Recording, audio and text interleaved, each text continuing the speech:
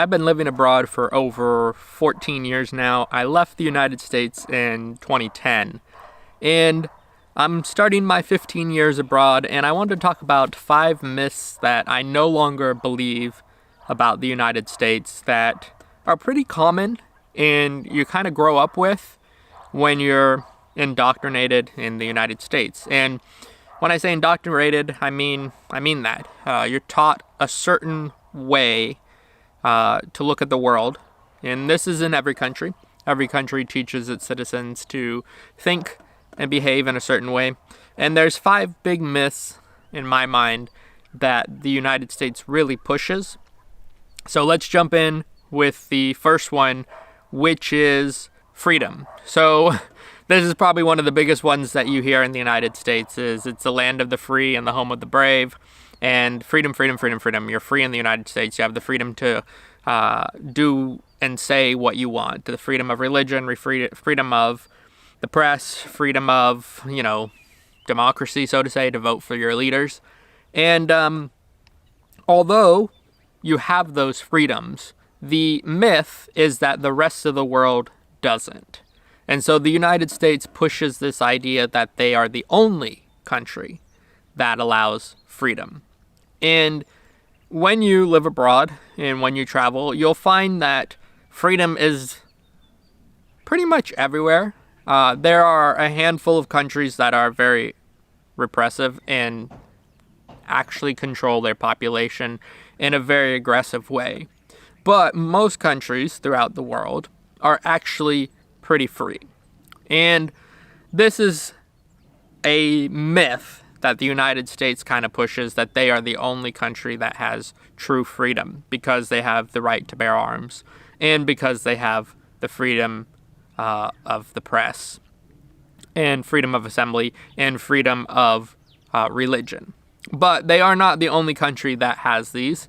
And so this is why it's a very big myth that the United States kind of pushes in the media, and it's just not true. There are other countries, especially throughout Europe, that have democracies that allow for freedom of speech, that allow for freedom of religion, and freedom of assembly and protest. So it's not an American-centric thing, and that's one of the big myths that I no longer believe, that the United States is the only free country in the world, because it's not true. Following up, the next point is democracy. So the United States pushes this idea that democracy is the only form of government that is legitimate, and they push the idea that America's democracy is kind of the only true democracy, which in reality, that's not true. There are plenty of other countries that have functioning democracies, from Asia to Europe to South America to Africa. Pretty much everywhere there are functioning democracies, and functioning to a different level. And the United States claims to be kind of at the top, when in reality, it's a failed democracy. You can see this in the elections every 4 years. You can see how the government no longer works for the people. I think that the biggest myth that the United States pushes out about democracy is that, 1, it's the only legitimate form of government, and 2, that they have a democracy. Because after living abroad for a long time and watching and learning about other countries and other cultures and other ways of doing things, it looks to me like the United States does not have a functioning democracy. They have essentially a fake democracy, and it's designed to keep people in line more than anything else. Sure, you can vote for your candidate every 4 years, but that guy, whoever is elected, doesn't really change anything, because the real power lies in the money, and the United States is run by an oligarchy of very powerful, rich companies and conglomerates that often change the rules and the laws in order to favor their businesses and their profitability. So the United States on the surface has a democracy, and people will go and vote every election.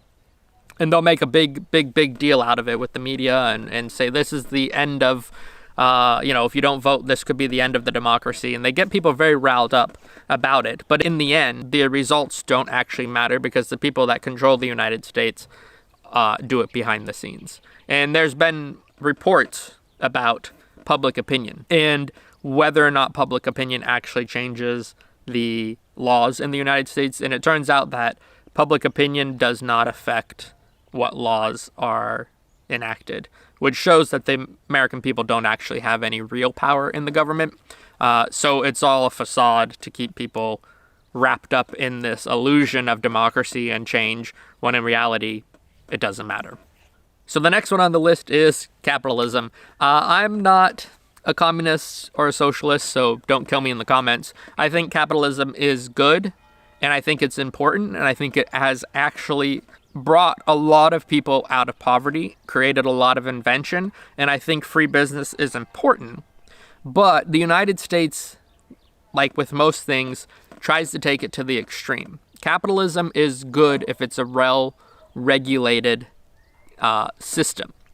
And the United States tries to push it to the extreme and tries to, again, these corporations that actually control the government try to deregulate as much as possible. And every time we've seen this happen, when the regulations are stripped away and there's nothing controlling the capitalists, so to say, they end up destroying the system. They end up destroying the markets. This happened in the Great Depression in the 1920s. 1929, stock market was unregulated capitalism. Everybody was speculating what was, going to go up next. Everybody was trying to make money. It's happened. Pretty much every financial crisis has happened because of deregulation. And this happened in 2007 and 2008. During that financial crisis was unregulated financial services that caused the system to collapse, all in the pursuit of profit. And so capitalism is great, but it needs to be regulated and it needs to be controlled. And the United States pushes this idea or this myth that capitalism is the best system in the world and it should be unregulated, and that you should have free markets everywhere. And they even push this in their foreign policy, that capitalism is the best. And they present this idea that the United States wants free and fair markets. But in reality, they are rigging the system in order to benefit the United States. And they don't actually want free markets. They want protected markets internationally, and they want unregulated markets domestically in order to maximize profit. And so this idea that capitalism is the best system in the world and unregulated capitalism is even better is one of the myths I no longer believe, because you can look at other systems around the world and see when things are well regulated, how a country can function better, how they can better use their tax money, and how they can better provide for their citizens in the workers. Because when you have unregulated capitalism, the people that get screwed over are almost always the employees, because they'll take everything in order to give you the least amount of wages and the least amount of benefits. And so this idea that unregulated capitalism is great is actually a myth that is proven to not be true. But the United States still pushes this myth, and people still believe it, especially in the United States. So the next one is about the United States being the good guys. The United States has pretty much throughout its existence portrayed itself as the good guys, especially in foreign affairs. Because of the way the media is controlled in the United States, it is very easy for them to manipulate the conversation in order for the United States to look like the good guys when it comes to international conflicts, specifically conflicts. And it's just not true. The United States history is full of interventionism that led to worse situations and worse outcomes for those countries, but better outcomes for the United States. There's examples of military coups backed by the United States in order to allow businesses to reap the benefits of, the resources of that country. So we have backed dictators. We have backed all kinds of rogue factions within governments to destabilize and to install puppet governments that are subservient to the United States, and specifically the United States business interests, not even the United States government, but more business interests. But we have done it under the guise of democracy and freedom, that we need to bring democracy and freedom to countries that never wanted it or need it, essentially. Operation Iraqi Freedom was one of the big ones when I was, growing up after 9/11. We had to go into Iraq to free the Iraqis from Saddam Hussein. And in the end, all we did was make everything worse in that country. We ended up killing millions of Iraqis, and for very little gain for the United States or for the Iraqi people. We were supposed to bring them democracy. We were supposed to bring them freedom. And in the end, it's just a bit of a sham. Same in Afghanistan. We went into Afghanistan and we said, we were going to liberate the people of Afghanistan. We were going to give them education. The women were going to be able to vote and go to schools and yada, yada, yada, yada.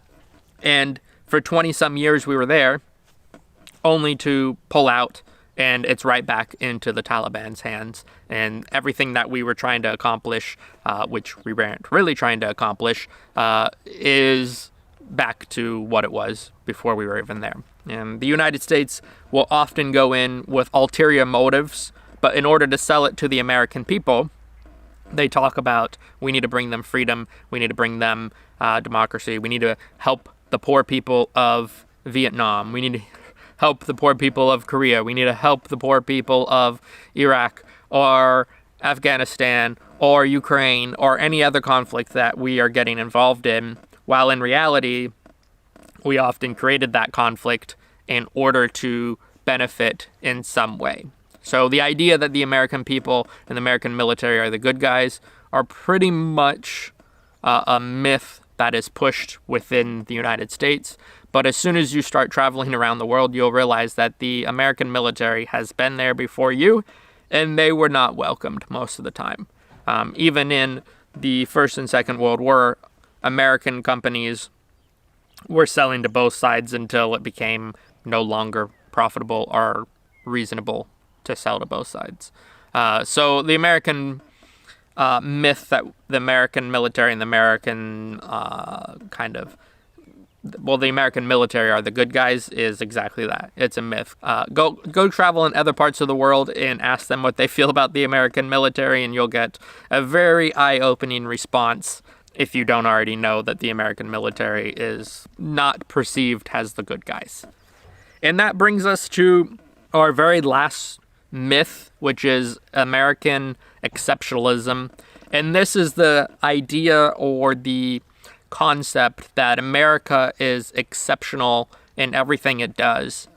And it's, I guess, arrogance and ignorance. Arrogance in the sense that they think America is better at everything, that's what it is, exceptionalism. They think that America is exceptional, and that goes from the military to its republic and democracy, to its economy, to its education, to everything, right? They're exceptional at everything that they do. And it's just not true. There are ways to measure things like healthcare and the outcomes. There are ways to measure things like education and the outcomes. There's many ways that you can measure things to compare countries. And the United States is not number one in most things. Sure, top 20, which is still really good. But the idea that America is the best at everything leads to a lot of ignorance. One, because if you think you're the best at everything, you'll never go to another country and learn that they are actually doing something better. Because you'll never think that anybody can do anything better. That's the exceptionalism, which borderlines on racism a little bit because you think, oh, as an American, I'm better than everybody, which can lead quickly into racism. But racism is a different topic for a different video. These are the 5 things that I no longer believe, the 5 myths that many Americans believe that I no longer believe after living abroad for many, many, many years. And what do you guys think? Are these the big ones? Did I miss anything? I'm sure there's 20, 30. I could do a video that's 3 hours.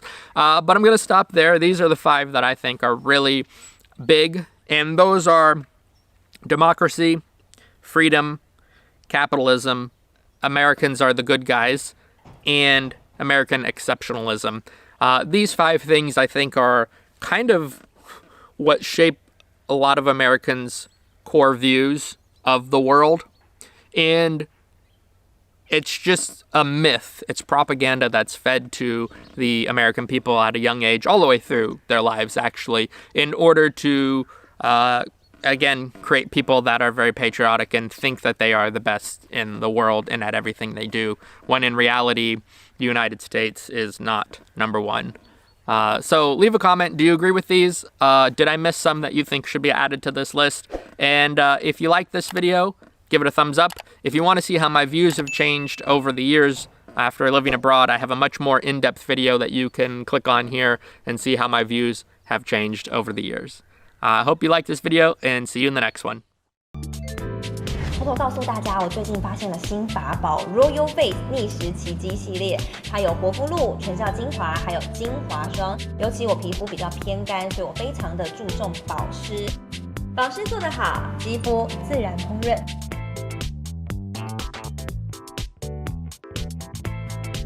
提亮肤色更年轻，抚平皱纹超有感，而且气色变好。用心保养，每天都更美一点。